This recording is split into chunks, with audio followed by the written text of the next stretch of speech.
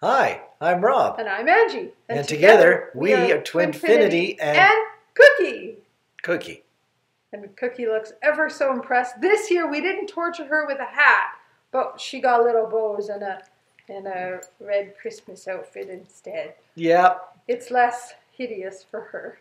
Yeah. So we'll let Cookie say hi and bye. Yeah. And then we'll take off her little bows and she can run away. Oh. And my hat's going to go away too. That's okay. I don't need my hat anymore. Oh. Oh, look at that. You can now make it blink. Isn't that magical? I didn't know that. Yeah, it's either fast blink or medium blink or solid on. I got to wear the light bulb hat this year because I have light bulbs all over my shirt. So normally Rob gets to wear this one, but this year I did. I got to wear this one like a good little elf. That's right. You gonna stay with your elf hat on? I might. You should. I might. Yeah. It's not hurting anything. No. And it'll only bother me if I start to overheat. That's right. So we are here with a Christmas question and answer video because we haven't had the energy to think of another topic to do. So it's just question and answers. That's all we got. But it's something still, at least. And before we start our question and answers, we didn't even talk about this like we hardly ever do, but I have the story of our life adventures to share this time. In fact, I pulled the picture up on my phone today, and it was from November 13th was when I saw this. If you know our story and know our journey, we both love license plates. We have this thing about license plates that we both enjoy. And we like numbers, but we also like the word ones, the personalized, the vanity plates. I take pictures of them all the time. So November 13th, I was out for a walk in our neighborhood with Cookie, like I almost always am every night. And I saw this really cool license plate. And again, I take pictures of them all the time. So this was nothing uncommon. But I really liked this one because it says lovely life. If you can kind of decipher that. It says lovely life. And I was just like, oh, isn't that so sweet? Yeah. And then I told Rob about it later. And then I think it was like 2 days later. You saw the exact same plate. Same vehicle. And what's neat, though, is I saw it parked in our neighborhood, and Rob saw it driving. You were driving for work purposes. Yes, I was 100 blocks from here. Yeah. And so it was just bizarre how we both saw the plate at completely different times, completely different places, but both saw the exact same plate. It was just, and in a short amount of time. Yeah, and such a beautiful message, lovely life. So I was just like, that's the universe reminding us that we have a lovely life and to be appreciative and grateful for it. Yes. I was just like, that's so sweet. So I love how these twin flamey experiences still happen. They're so magical. It's kind of cool. It very much is. Yeah. And that's a good message. I have like a folder on my computer with all of the different license plates, the vanity plates that we've seen over the years. And some of them I kind of star as favorites, and this one will be a favorite because it's a pretty message. Lovely life. So it's just a reminder to you, too, to appreciate the life you have. I know this journey is not so easy, and it might not feel like it's a lovely life sometimes, but when we look at what we do have and appreciate the blessings and gifts that we do have, there are reasons always to be appreciative and to see the lovely life parts of it. So that's our Christmas message. Gratefulness. Yes. And with that said... That's another plate that we occasionally see. Oh, we see that one. I've seen it like multiple different ways. And one of the, different ways of saying grateful or spelling it. There's one with an 8 in it. And one of them actually drops by my place of work every so often, so I get to see it quite often. Neato. Yeah. I'm assuming you sent me that picture. Yeah. I don't know if I've ever taken that picture. I'm guessing you already have found it in your own I think I have 3 different versions of grateful. You would have it. Yeah, probably. Oh, I guess I should turn that off. Look at that. Also, I'm just a little bit distracted here. You can sort of see just in behind Angie, it's sunsetish. Oh, yes. And there's just a really nice sunset sort of in behind us. It's orangey, blue, dark blue, almost black, depending upon where you look. The sunset is sweeping across the horizon, and it's kind of nice. Yeah, pretty soon that will be all dark. Yeah, it's going dark. So at least we have our little pink tree behind us. And by the way, I know we don't have to explain anything that's behind us, but the angel tree topper behind us, the angel is holding a candle in one hand, or that's supposed to be the theme. It's not like it's got a light burnt out on the other side of the angel, up there where the wings are. Just in case someone would think that we have a burnt out angel. No. Because it bothers Rob that she only has one light. He's always like, what happened to the other light? I'm like, she's only meant to have one. Right, it's a candle. Yes. Right. And that angel has made a cameo appearance in our story videos. We did a video just over there in the living room with a bunch of angels all on it. And that one was the one that I was given from when I saw my first angel. Yes. And she looks like the angel that I saw. And somebody gifted me that. It was very cool. So she always dawns the top of the tree. Yes. Anyways, we should get into questions. Instead of just chit-chatting forever here, because, you know. So I didn't even show you, but we're starting here. I could swear I printed more questions, but if I did, I can't find them. So we have a few on paper, and the rest will be reading from my phone, because life happens that way. Life seldom goes perfect. Doesn't matter what you do. Yeah, it's called a busy life. Yes. Yes, especially coming up to this season. There's so much to do, and I've just come out of my busy season. Angie's just going I'm just going into mine, which is why I look exhausted already, because I am. And I'm still tired from mine, but nonetheless, we have questions. We do. This little bit over here on the edge, That's since we didn't talk about it. That's just my notes. That's supposed to remind you of stuff? Yeah. Okay. Anyway, should I start? Sure. All right. I'll read the ones on the phone, because you're not a technology person. No. They'd just be falling all over the place. Yeah, he'll muck them all up. And they'd never find them again. Delete. Control-Alt. Yes. On a non-keyboard phone. Anyway, the question is, do you have any insight on healing an abandonment wound? Oh, now I know why you've... Oh, okay. Yep. Now I know why you wrote notes on the side, because you're going to have lots to say on this one. I've been years of therapy plus 5 years on the spiritual journey doing other types of healing, and I'm still playing this wound out.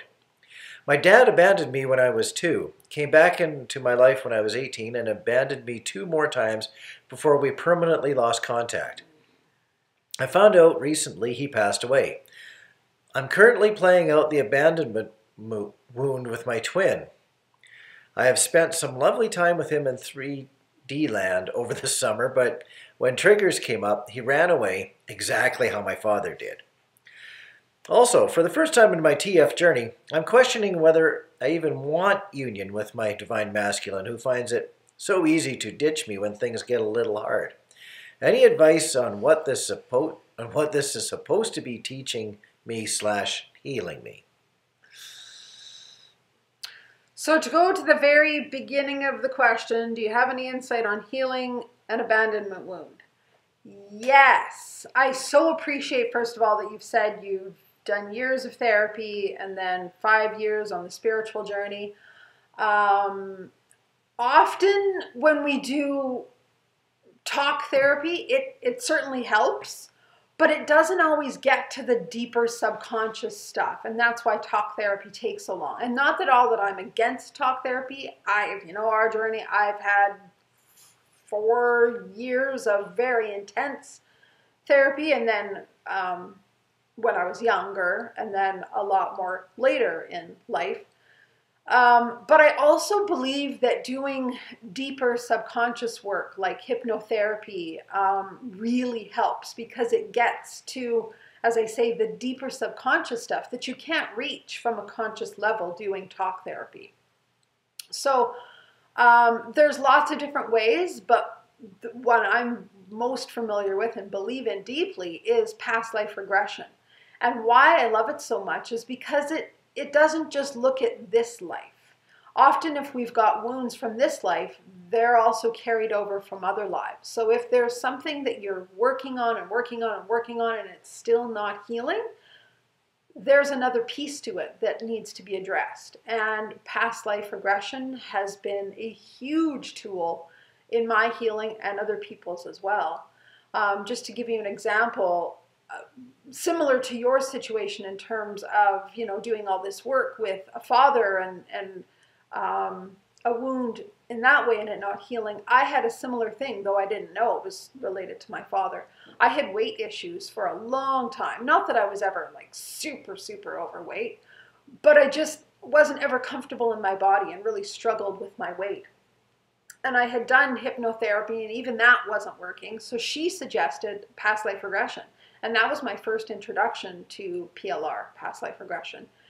And it changed my life. My soul, and this is what's so great about it, is it's your soul that shows you the life that you need to get the healing you need. And my soul not only showed me one life, but it showed me 3 where weight was an issue. And one of them, or actually all of them, were with my dad in this life. And it showed me he was my sister in another life, and we were starving and had no food. And then he was my mom in another life and told me I had to stay thin in order to find my prince. That was my castle life, my princess life, as I often talk about.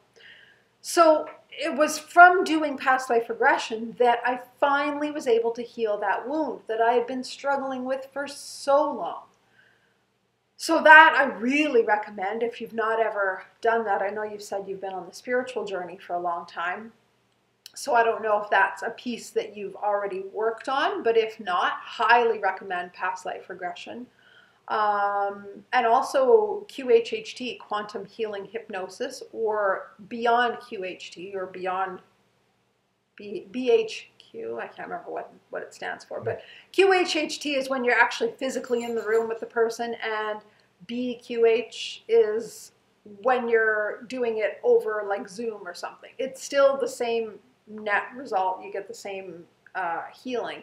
It's just one is physically together and one is over technology.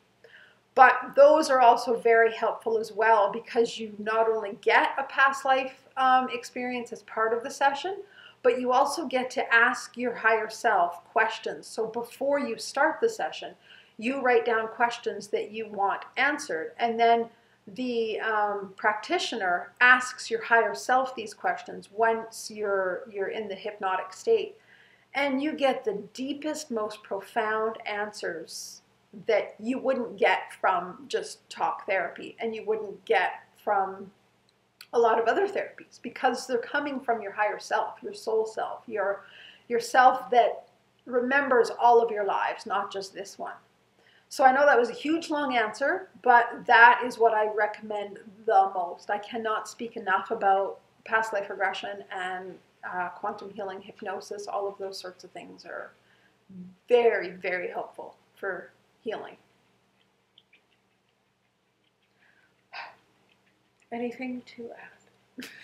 Well, I've had about, I'd have to say 6, 7, maybe even 8 thoughts along the way.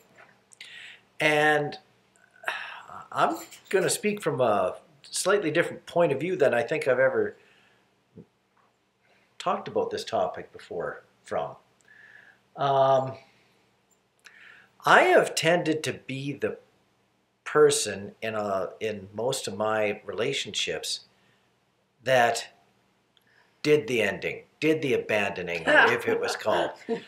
I really have, and I want to say that it did not feel good ever. There. And most of the time I was doing it, would it be somewhat selfishly? Yeah, maybe. And was it always kind? No. Was it ever intended to be extra hurtful? No. But the times that it turned out okay in the end, it was because not only did I forgive myself for how things went, and maybe I should have stopped it earlier before it became so hurtful or whatever, but also when there was some level of forgiveness from the other side to which I was able to possibly apologize or at least show a high amount of empathy. And it seems to me that abandonment issues tend to stay abandonment issues when there is no chance or no opportunity for apology or understanding, or at least that bridge of empathy to be expressed. Now, for the sake of this question, now that this person's father is gone, there's no practical 3D chance of ever getting a good old 3D apology for how things went in the third dimension. It must have been part of this person's father's journey to not be able to be around, to be present, and to also not be around in a way that was hurtful enough that it became something that became an abandonment wound. So I kind of feel sorry for both sides of the equation, from the thought that because there was not a chance for closure or apology properly between this person and their father, it remains an open wound to be stomped on between this person and their divine masculine. So I just feel a lot of sadness with the thought that the forgiveness for the first relationship, the father relationship, is going to have to be completely held, and the burden for creating that forgiveness is going to have to be done all by one person in this dimension, so that at least there's a chance for the next person to not always be stomping on the abandonment side of that problem every time it comes close to happening. So it's really, really tough. But forgiveness seems to be one of the biggest keys. And I think what's also important, just adding on to what Rob said, yes, your father is gone now in this dimension, but that doesn't mean he's gone. He's in a higher dimension. And that's where some of these hypnosis kind of tools really help, because you can also connect with your dad. Another suggestion is to go see a medium, and you can connect with your dad through a medium and understand the abandonment energy from another level, because you can get his perspective, his higher self's perspective on things, and help heal things from that level. So I guess what I'm trying to say is, trying to heal it from the 3D is, you can only go so far. And there's a lot of 5D pieces that you can delve into in a 5D way, by going to work with people who work in the higher realms, either through past life regression or mediums or different sorts of things like that. And either get to talk with your own higher self or connect with your dad's higher self. And that, I find, has way more healing than trying to understand and put things together from the 3D, because then you're only piecing together the knowledge you have. You don't understand your dad's perspective and what he was going through and why he would abandon you. And it's often not what we think. We think it's because we've done something wrong. It's their wounding, right? He obviously had his own wounding that caused him to do what he did. So when you can understand things from the higher perspective, it changes and helps the healing so much more than trying to look at it from logical, rational levels only. So there was another piece to this. Any advice on what this is supposed to be teaching me / healing for me? That's a tough one, because these situations are so broad spectrum. But obviously, since it's still not healing after all this work, I think it's teaching you to look at different perspectives, whether it's your dad's perspective or a higher perspective, a 5D perspective, And if you notice, I haven't even addressed the twin flame stuff because it's not about the twin flame. Yes, your twin flame is manifesting that wound because all they're doing is bringing it out for you to look at and heal, right? Which is our twin flame's job. Anything that's still needing clearing, it's their job to hold that mirror up and say, you need to look at this. And obviously they don't do that on a conscious level, but on a higher level, that's what your twin's job is to trigger the wounds that need to be addressed. And that's why he's still doing the abandoning as well, to help you really come to terms with healing this wound. And once it's healed, your twin probably won't abandon. And if he does, it won't trigger you anymore because it's no longer your wound. So anyway, that was a very long answer, but I hope that's helpful. Just also another thought here, with the thought of dealing with abandonment. I really wonder how often the abandonment wound gets projected onto the next person. And it's not about them abandoning, boy, this is hard to word. It's not about them using their either rationality or intuitiveness to come to the conclusion to do the abandoning, like let's say the divine masculine, the twin flame partner here. It may be that this person has taken the energy and the habits of being abandoned and is now pressuring the other person to not be the one that does the abandoning, but by doing that, that pressure is creating the abandoning all over again. It's almost like passing it on, paying it forward without trying to pay it forward because you don't want to, but you're actually doing that. It's wow. This is a really tough one. Just know that it can be healed though. Like I know it sounds like from your question it feels a bit hopeless, but there are definite, I was going to say potentials, but not even potentials. There's definite ability for it to heal and for you to heal it. So don't give up. Are you ready to dive into the next question? Yeah. I'll be probably thinking about that first question for half the evening too. It's just so deep. Mm-hmm. By the way, I put my hat on, but I don't like it as much as yours. We could trade hats. Okay. One moment, please. It looks dumb on me. It looks cute on you. This one is nice on you. I've never worn the red hat because I usually wear my pink hat. I'm changing it up this year. Oh, that's better. I like this one. See, you look cute in that hat. I don't even know where the on switch is. I probably buried it. Yep. Oh, no. Oh, there it is. There it is. That's obnoxious. Let's not do that. Oh, that's even more obnoxious there. It's not bad. No. Except I'm half covering up my eyes. Ah, there I am. Oh, you look so cute. Yeah. Lord. I do agree. I like her hat better now. That was the dog walking over the couch arm and knocking all of my crystals off. That might not have made it all the way to the microphone, but Angie's going, why did that have to happen? Because the dog loves to knock down my crystals. All right, let's carry on.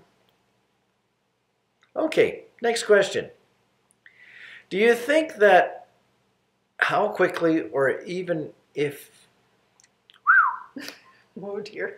I'm going to have to start that one all over again. Are you fired from reading questions? No.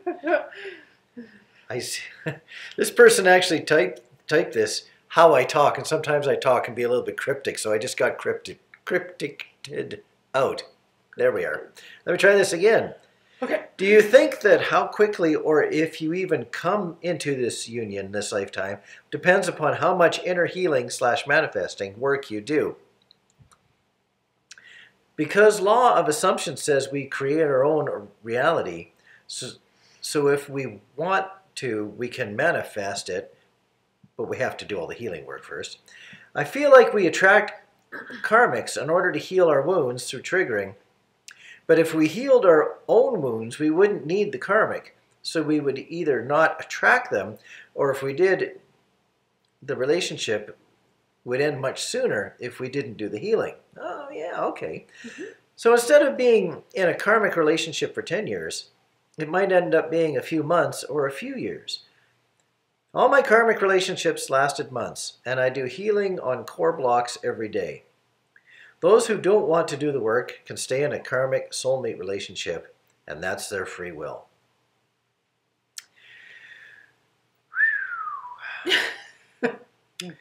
You know, this is, it's an interesting point of view.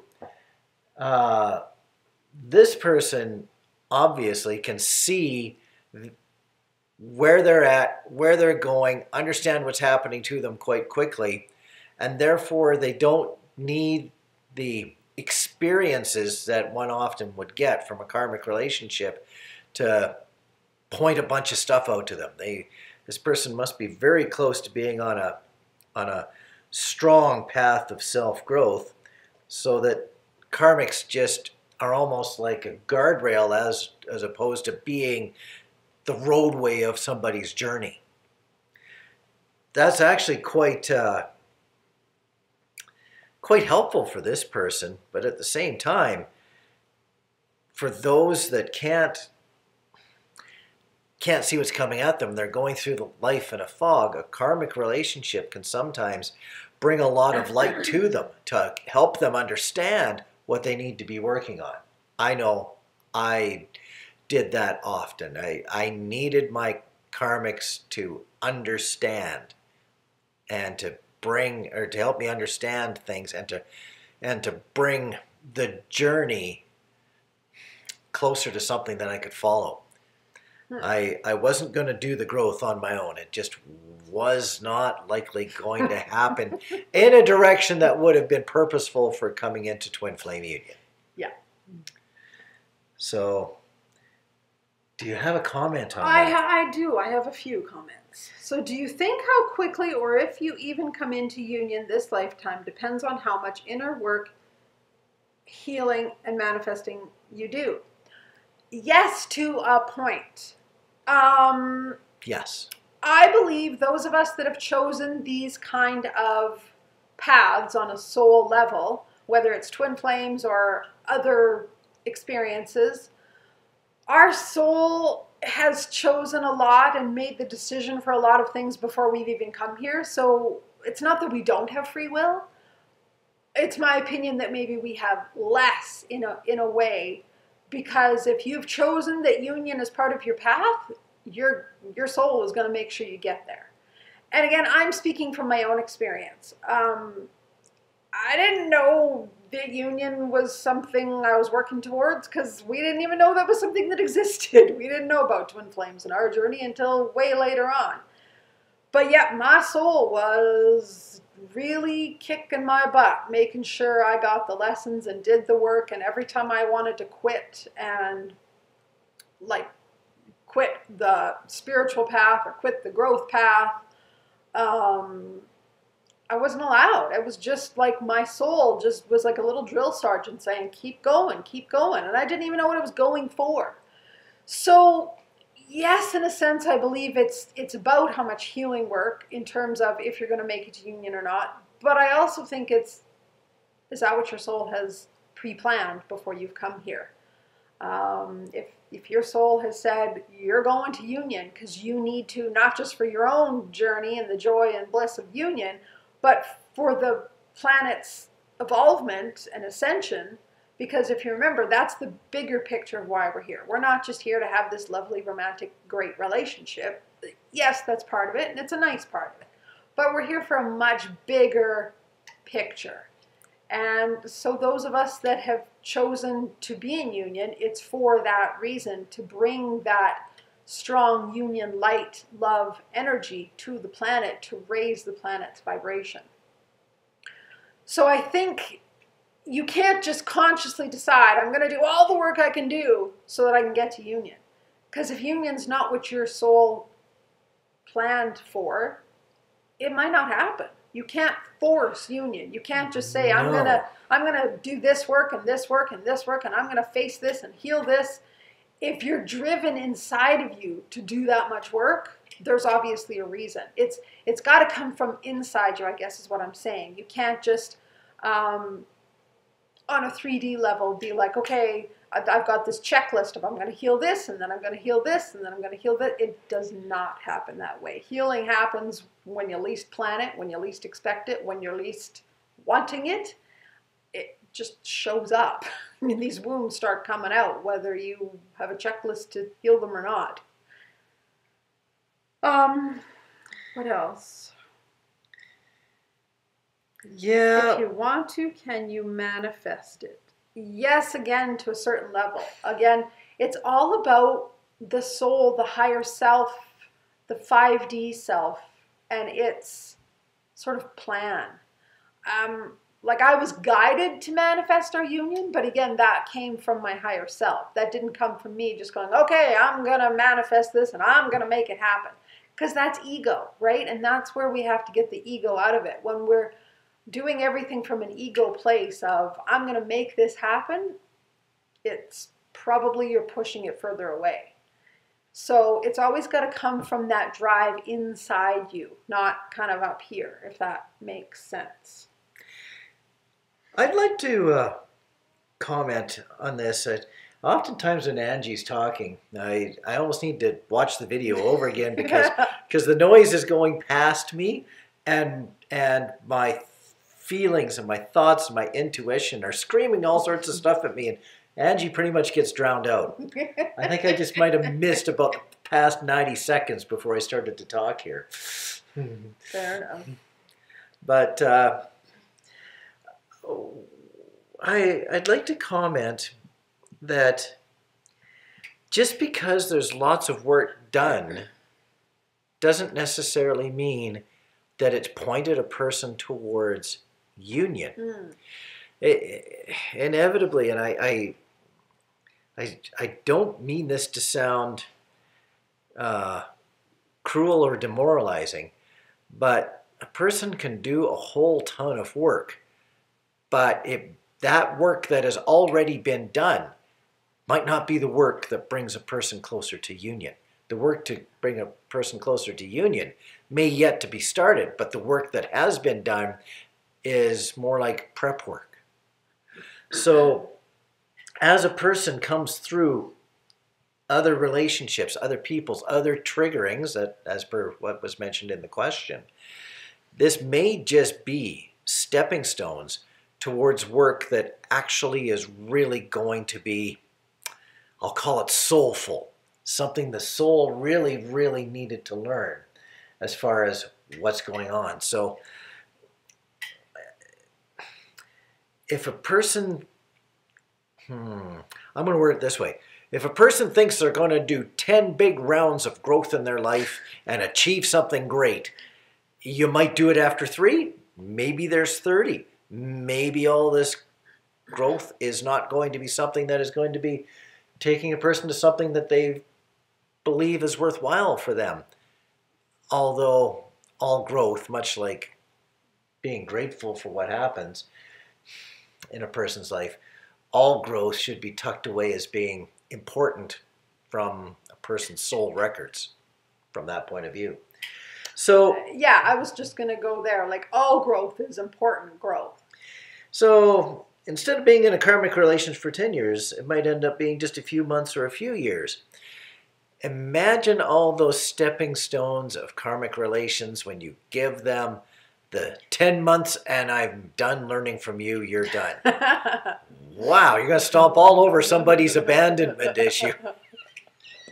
But I also don't think that just because you've done a bunch of growth yourself, it necessarily means that you're not going to have a karmic relationship or have work to do in a karmic relationship, because you can do all the work you want for yourself, but other people are going to trigger other things that you might not even be aware of that still need healing, or they might not even be things that need healing on the 3D level. They might be, like we talked about in the last video, on the 5D level, because karmic means you have karma with this person.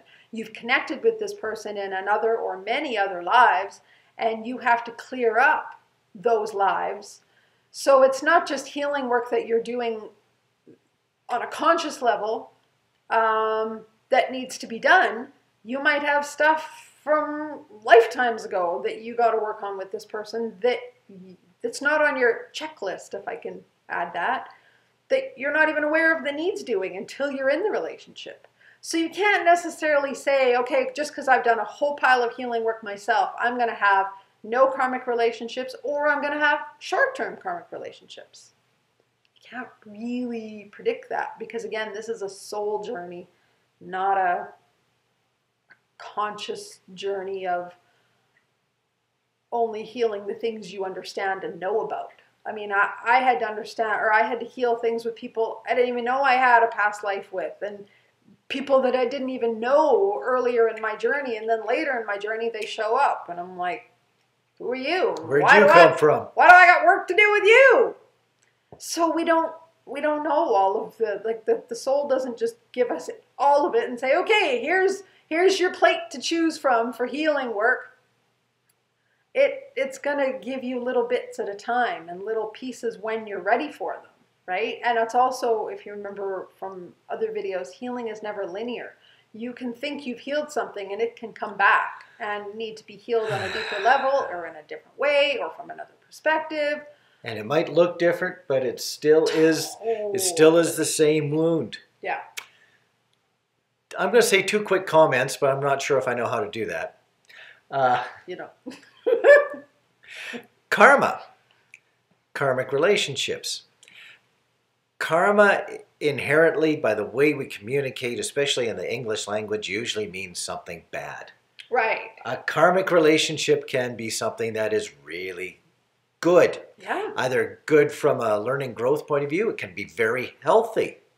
But it might be still a relationship that is meant to reinforce something positive as opposed to clearing something negative. And then that reinforcement of something positive can be used later on in this life, in future lives, as again, another one of those stepping stones. So when people talk about karmic partners, if it's a healthy relationship, I commend them, because a healthy relationship, that's a really strong blessing, regardless of what level you perceive that it is within the realm of your sphere of spirituality. And also soulmate relationships. They can also be karmic relationships. In fact, in a lot of cases they are. And a very healthy soulmate relationship, that's one, almost going to bleep myself. It's almost one heck of an accomplishment. It really is. So I'm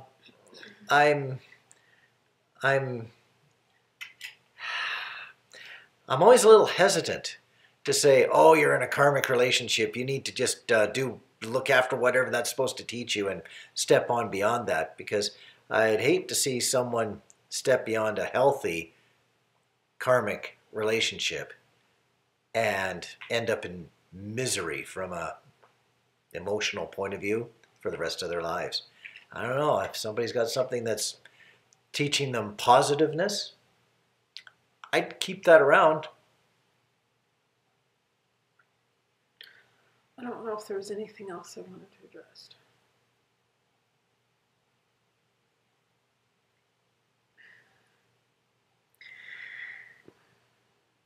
Again, it's another one of those questions that, 2 hours after the video, you go, oh, I could have said that too.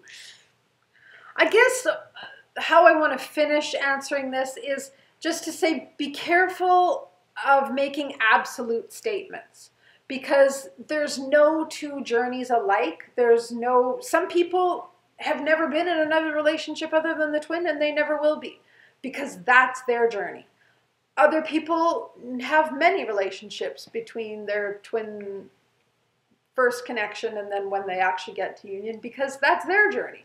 So to say absolutes of if you do all the healing work, you don't need a karmic partner, or you need a karmic partner for a very short time, that might be your truth and your truth for your experience, but it might not be the truth for everybody in their experience, because every journey is completely different, because every soul is completely different. And I hate to, well, maybe I don't hate to bring it back to the soul, because that's important. I guess what I want to say is, remember the higher perspective of this journey. We're here on a soul level, experiencing human things. And every soul has had different lives. Some of us have had hundreds of lives. Some of us maybe have had thousands of lives. Some of us have had lives on other planets. Some of us mostly on this planet. So there's no one sort of cookie cutter answer to say this is how the twin flame journey goes. Because every soul is here with its own experiences to learn, its own experiences to clear, its own experiences to advancement. So I think it's important to not allow absolutes to be part of the journey, because everybody's journey is going to be different. I'd also like to finish, but for the poor person who wrote this question, I feel like I'm going to owe them a over the video hug, because I don't mean to be cruel, and yeah, over the video hug, but just by the way that this projects itself, this question projects itself, it has a very, what I call, directorish tone to it. Hi, I'm going to spend this amount of time and heal. And then I'm going to spend this amount of time on this next thing and heal. And then I'm going to finish this and I'm going to heal that. And I don't need to waste time on all this other bit. Time is something that spirit almost doesn't have a concept of. We only have a concept of that. Yes. And if spirit throws a challenge at us that's supposed to take 5 years to heal, and we give it 10 months, I'm really concerned that rapid self-declared healing could leave a lot of strands of unfinished business left behind from that healing process, and those strands could come back around and bite a person later. It's almost like a healing portion. You intuitively know when you're able to step beyond a healing process, and time is not quite so relevant. Yeah. It's the ego that puts time on things, puts rules on things. And that's because we need to control. And that's also something that sometimes needs to be healed, right? Control and ego. Yeah. When we're in a place of surrender, that's when we're in a place of allowing the soul, the higher self, the eternal self, to really be in the driver's seat. When we're putting rules and rigid thoughts on it, that's the ego. And that's okay. I'm not saying that in judgment, because that's part of the journey. That's part of the healing, is allowing the ego to be in the driver's seat for a while, because it needs to. And then it slowly learn the dance of the ego and the soul, and letting the soul take over a little bit more. The ego is sometimes required to get a person going. Sometimes a person has to say, I'm going to take some steps and I'm going to do it now, and I got to accomplish something, or else this is just crazy insanity. So the ego is oftentimes the spark plug that gets a person rolling down either a journey or a path of healing. But to let the ego be completely in control of the entire process, hey, you know, it might work. This might be this person's journey, but if I was a betting person, I think that this person almost needs to allow process to happen, and that could be part of what they need to learn from all this healing that just keeps on coming back at them or coming to them to heal. Could be a healing style of what, and that's what this person needs to be possibly learning. Very interesting. I'm going to switch gears for a minute because I just flipped to my phone now to answer the other questions, which I screenshotted on my phone. And while I did that, we introduced the game, we'll call it, of enjoying personalized license plates to a friend, and she's just taken it and run with it, and she sends us pictures all the time too. She sent this today. Will that show up? Here. Behave, phone. Oh, no, don't do that. There we are. That's better. Well, hopefully. There we are. Discover. And I like that the vehicle has the word discover on it, and then it says good life. I just saw that as I was flipping to the picture of the screenshot I had, and I thought how appropriate that we talked about the license plate of, what was it, Lovely Life? And then we have one from our friend today. Yeah. Called Good Life. How cool is that? So I guess it's just a reminder from Spirit. All right, so this next question is, hey, I stumbled on your YouTube channel recently and have been consuming a bunch of your content. Well, first of all, welcome. Thank you. Happy to have you. Thank you for sharing your story. You're welcome. It was a journey. It's quite the story. Can you share, have you and Rob ever had a bad lifetime? I know you said in the princess lifetime you weren't together. But have your souls / bodies, etc., ever hurt each other or spent a lifetime in a bad place? Is that a thing for twin flames or simply just a bad relationship? My current relationship is very volatile and he's gotten violent with me. Yet we both can't seem to let go. Maybe it's just me being stupid, but I know many people turn to your content to understand karmic versus twin flame versus soulmates versus a junk relationship. So first of all, well, I shouldn't say first of all, there's so many things I want to dive into. I'll just clarify though, there is nothing called a junk relationship because every relationship is a gift because every relationship teaches us something about ourselves. There are some that are really hard though, but those are often giving us the greatest blessings. And second of all, I just want to add, and I'll link it above. Let me just note the time so I know where to find it. We have done a video, if you haven't watched it or if anybody else wants to watch it, on kind of our take on the differences of twin flames versus karmic partners versus soulmates. So we'll add that above as a link if you want to watch that. Now, as far as have we ever had a bad lifetime? We've had some rough ones. Yeah, I would agree. We've had some rough ones, but I don't know if we've ever had the fighting like cats and dogs one. Never that I remember. No. Again, I've shared many times. I remember a lot of lives. Someday I plan to do a video. I've got like a whole chart of all my different lives that I remember. Sorry to stomp on you. But yeah, we've never that I remember had something where we were like mean or volatile or abusive with each other. Never. We've had lots of lives where we wanted to be together and couldn't for whatever reason. Or we were together for just a very short amount of time and somebody had to go crash their car. That's right. That's right. Or somebody died and committed suicide. Not naming any names. But that's not the meanness, the toughness. No. That this person is alluding to. It would, when you've got these relationships where you can't walk away from each other because there's some form of magnetic bond, I'll just call it that, but at the same time the relationship isn't healthy, those are the kind of relationships where you almost need to sit down with this person and say, we both recognize that this isn't healthy, but why does it insist on continuing for both of us even though it is not healthy?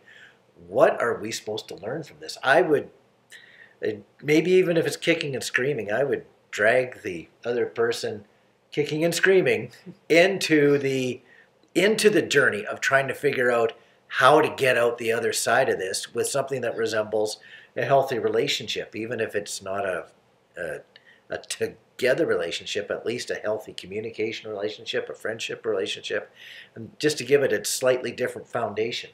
Because a relationship that's bouncing off and on to the abusiveness side, of course, is not worthwhile continuing. But if that magnetic draw is still there, bring them aboard and ask them to participate in creating a healthier relationship. And that's fair. That's not at all the angle I was going to go with, but that is fair. And this is why we like doing videos together and answering your questions together, because we have different perspectives. So that way you get two different opinions. My opinion is I would do some research on, and this might be harsh to say, and I'm not meaning to be judgmental at all, but do some research on the narcissistic connection. It is not at all uncommon for twin flames to be with a narcissist and think it's a twin flame. I'm not saying your person is a narcissist. I'm not saying they're not, because I don't know. We don't have enough data. That's right. What I'm saying is do some research on the narcissistic experience and see if that fits your journey. Do some research on the twin flame and see if that fits your journey. Because there are some similarities between a narcissist and a twin flame, but there's also some differences. It's not very common for twin flames to be intentionally, I'll say, abusive and violent with each other. Yes, it happens because we have trauma that we haven't dealt with, and it comes out with the other person. But there will be an apology. Like, I used to be quite mean to Rob, but then I would recognize it, I would reflect on it, and then I would go back and apologize. But then I'd be mean again, not because I was a terrible person, but because I had a lot of wounds that I hadn't healed. And that was after 4 years of therapy. Going to the first question, this is my point about therapy doesn't always get to the deeper stuff, right? So maybe look at, the different kinds of connections. And our video is a place to start, but it certainly doesn't have all the answers. There's a lady out there, Dr. Ramani. She specializes in narcissists and narcissistic connections. And she's got a ton of videos. So she's a resource that you might want to check out.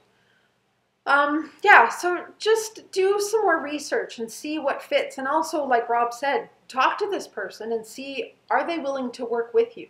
A narcissist absolutely is not. The minute you point out any fault, they're going to gaslight you and they're going to make it be all about you and you're the problem. And if you just heal and figure out your stuff, then we'd be fine. That's your first clue. If they're not willing... That's the first major clue. Right. If they're not willing to partner with you to work on things and they're going to just make it all your fault, you probably want to run away from that relationship. Just a suggestion. You got to do what you got to do. But somebody who is a genuine, kind person who just has unhealed wounds is at least willing to recognize some of their wounding. Probably not all of it, because that's part of the ego protection, is to block it so they don't have to see all that wounding, because it's hard to look at all that. So it's not like you're going to expect them to admit everything and just, oh yes, let's go to therapy and let's figure everything out. They're probably not going to give you that answer either. But as long as they're willing to move forward with you and work with you at some level and to some degree, you've got something to work on. But if there's somebody who's just going to turn it all around and make it all about you and not be willing to budge an inch, this is probably not a relationship that you're going to be able to carry forward. Because how can you work with somebody who's not willing to work with you? I guess that's my point.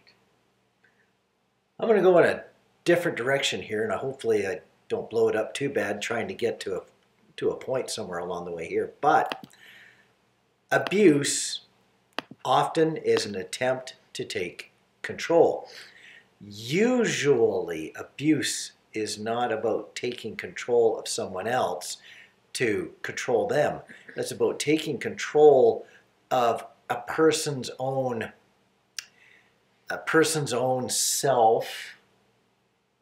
Although, okay, see, I'm already struggling. It's about taking control of a situation so that somebody feels more comfortable. Usually it's the abuser that needs to feel more comfortable, and they're going to extreme extents to feel comfortable with, I'm just going to say, their surroundings. I'm going to guess in this case that there is something about the relationship that keeps dragging this person outside of their comfort zone. And I would be looking to find out what is this trigger, what keeps on putting them in such a situation that they need to take control by abuse of some type and try to make themselves feel comfortable again through this abuse. So yeah, this is why they need to come aboard and participate, as per what Angie was saying. Participate, not just blame the whole outside world for their problems, which tends to deflect right onto the other partner. But if they're willing to step aboard and work to understand what their triggers are, and also when they feel something be triggered, this is a big one. If a person can say, something is making me feel uncomfortable, I can't put my finger on it, but I'm feeling that emotion. That is a huge step towards the healing that would cause a person to not have to do something abusive to get back in control where they feel comfortable again. Yeah. Just a sidebar, it may or may not apply to this situation. Guessing it might be useful. So I'd like to just lastly say, I'm sorry to hear that you're going through this, because the twin flame journey is hard enough as it is, but when you've had physical violence, that's really hard to deal with. Yes. So my heart goes out to you. Having grown up in an abusive relationship, I appreciate how hard that is. So my last piece of advice is just please take care of yourself. You are your own best advocate. So make sure you're not allowing that kind of treatment. Sorry, I'm getting teary because this is close to my heart. It's a little triggering, is it? It is. It really is, especially because I've just had contact with my parents after 5 years. That's a whole other story. We won't even go there.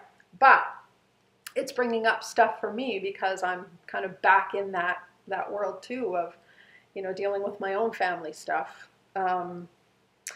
So yeah, just please take care of yourself. Do not allow anybody, whether you think it's your twin flame or not, it doesn't matter who this person is. Nobody has a right to abuse you or anybody. So please advocate for yourself and take a stand for yourself. Just by the tone of the way the question was written, the person who wrote the question, I felt has a good foundation. I hope so. I was less concerned for this person. This person's going to be able to either navigate or abandon ship when the time is correct. So it's just intuitions that a person gets, and I've learned to trust those. Good. How are we doing for time? I bet we probably have time for one more. Ooh, actually, we've run right into the 1 minute mark. Yeah, I feel like we need to do one more. But let's see. Is this a long one? Ooh. Well, it's a long question, but I'm wondering if it's a short answer.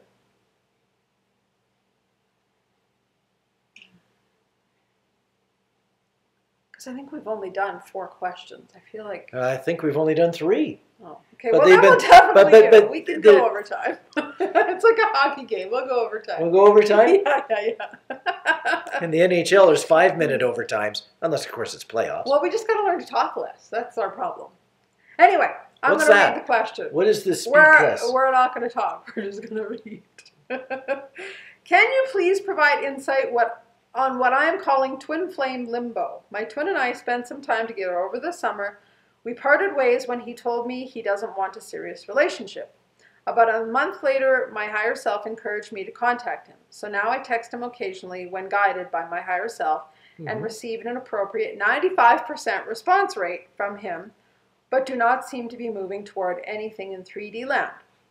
I want to be in a relationship and am finally ready to attempt that with someone else, yet am having no luck finding a man to go out with, even for just one date. At least in separation, I knew the rules. I like that. I contact him. He ignored me. Now my twin and I are not in separation, not in union, kind of talk occasionally about nothing, and I can't find a single man who's interested in going on a date with me. I've done a lot of work and really desire a healthy, intimate relationship with a man, even if it's not my twin flame. What is the purpose of this stage with my twin? Do you know of any twins that have successfully found true love without someone other than their twin flame? If I can't get into union, am I destined to be alone forever? Hi, actually we're back. We just had a brief 2.5-hour intermission between question and attempt of answer here. Between Cookie and Angie and I, we have 3 laptops, and we always use the 11-year-old one to do our videos, and it's getting a little bit temperamental, so it threw a tantrum, and Cookie has a computer? Well, there's 3 of us and 3 computers. Oh, Makes okay. sense. Oh, okay. I'm like, I didn't know Cookie had her own computer. Never seen her on it. Well, it is 3 computers and 3 of us. Okay. Fair enough. My poor little Mac Air, bless its heart, is 11 years old almost to the day. I got this computer that we're recording on Christmas of 2012. No, I said that earlier. 2012. Well, I don't know what planet I'm living on. 2012. So it's had a good life, but it's about to be retired. It's just about finished. I'd say within a couple of weeks it will be replaced. Yep. Yeah. With one that's probably got a sparklier outside and whatnot. So we managed to get the question out, but it froze once we started the answer. So we're going to start the answer over, and I'm going to start it with exactly how I started it last time by saying I'm going to answer the second last question first. The second last question was, do you know of any twins that have successfully found true love with someone other than their twin? And yes, we do. We actually have some really good friends that one of them is a twin flame, one of them is not. The one that is not knows the other one is a twin flame, has even met her twin flame, but they are a couple together as soulmates, and they have a fantastic relationship. A very harmonious, very loving, very long-term. I think they've been together for over 20 years. Yeah. So, yes, it is possible to find love and joy and happiness with somebody other than your twin flame. Just wanted to answer that first to give you some hope. Now, do you want to answer anything before I'll let you continue on. Okay. So, you're wanting insight on the whole twin flame limbo. I so get that. There's a lot of limbo out there. Some people would love to have twin flame limbo because they've just got absolute twin flame darkness, blackout. Yeah. Ghosting. Yeah, so at least the good news is that you're in contact with your twin. And I guess what I want to say to give you some hope is to know that even if on 3D level it looks like there's nothing happening and all you're talking about is boring stuff that, you know, is kind of irrelevant, know that that doesn't mean there's not lots happening on the 5D level. Again, I don't know if you know our story, but when we were starting to come back into contact with each other, the only thing we were communicating on about in a 3D way is license plates. License plate game. Which is funny enough that we've shared 2 license plates in this video. But yeah, that's all we talked about was license plates and numbers because we were playing a game of numbers, which we still play. And I was like feeling really discouraged because in 5D telepathy, I was getting so much. He was telling me I'm waking up and you're helping me and we're going to be in union. And it took so much faith to believe that that was really true because on the outside it looked like nothing was happening. He was still happy in his relationship. I was still in a relationship with someone else. And I was like, is this going anywhere? So my advice would be, first of all, find some appreciation for the fact that at least you are communicating. And also, if you have experienced telepathy or know about telepathy, start practicing that. It sounds like you have a really good connection with your higher self, and in terms of being able to know when to communicate with him. Like you said, you're guided now and you follow the guidance, and that's why you have like a 95% success rate with him replying, is because you only reach out when you feel guided. So I would also then tap into your higher self and his higher self on a 5D level and start practicing telepathy if you're not already.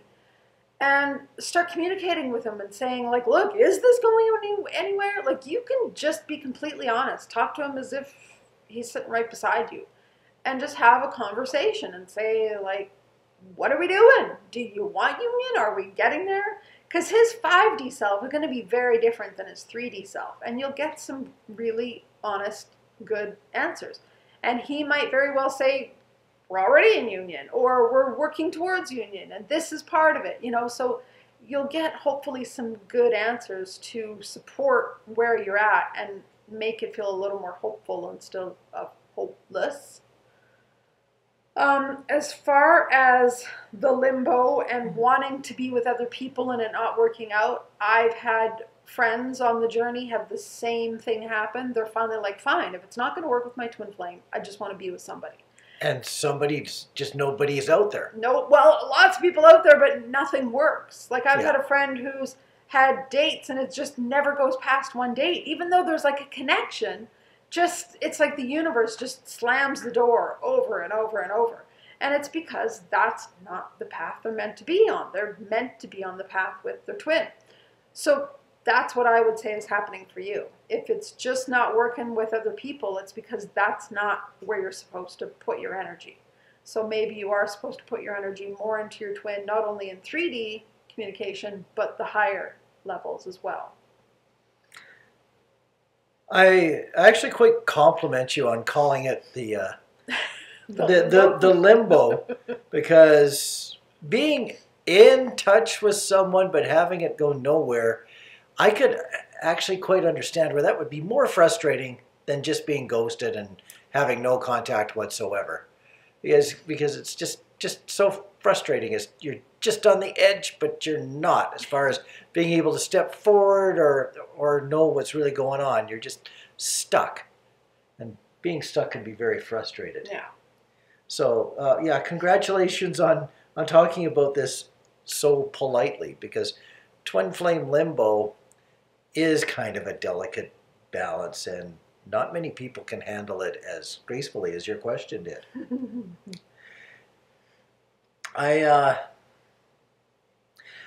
I'm almost completely with Angie on the thought about that being with someone else, meeting someone else to have a relationship, if it's just not happening, yes, that means that it's just not meant to happen with just anybody. I would think that Spirit might be just making sure that you hold out for someone who's either going to be a soulful karmic, or, yeah, okay, maybe just hang out for your twin. It gets really hard to tell. Mm-hmm. But, you know, just anybody, there's probably 99% of people out there is just anybody. And you just haven't stumbled across the 1% that would at least be a soulful relationship of some type. So. And I think they had one other. What is the purpose of this stage with my twin? Again, I would say it's to tap into your deeper connection with each other, your telepathy, your 5D connection. And start working with that. And you might even be guided to start working energetically with your chakras too, to start merging them. Just doing a lot of the energetic higher realm work might be what is needed right now. What is the purpose of this level? The purpose of this level coming out the way that it is, in my experience, would be to let you know that the two of you are not at the same level, quite possibly, of development. You're not ready to mesh.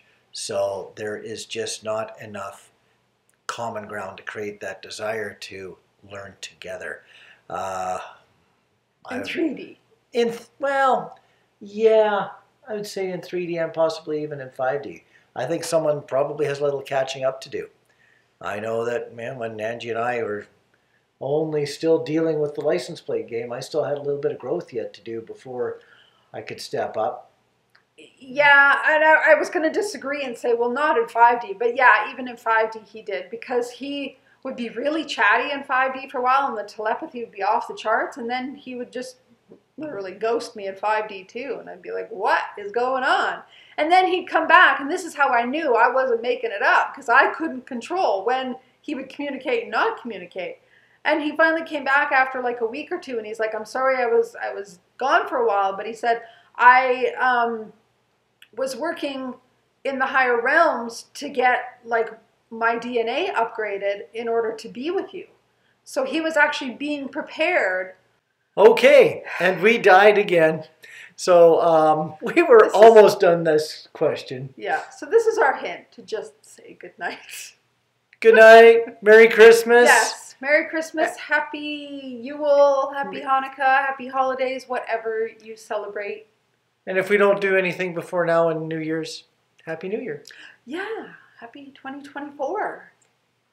Yay. All right. Okay, we love you guys. Talk to you soon. Bye. Bye.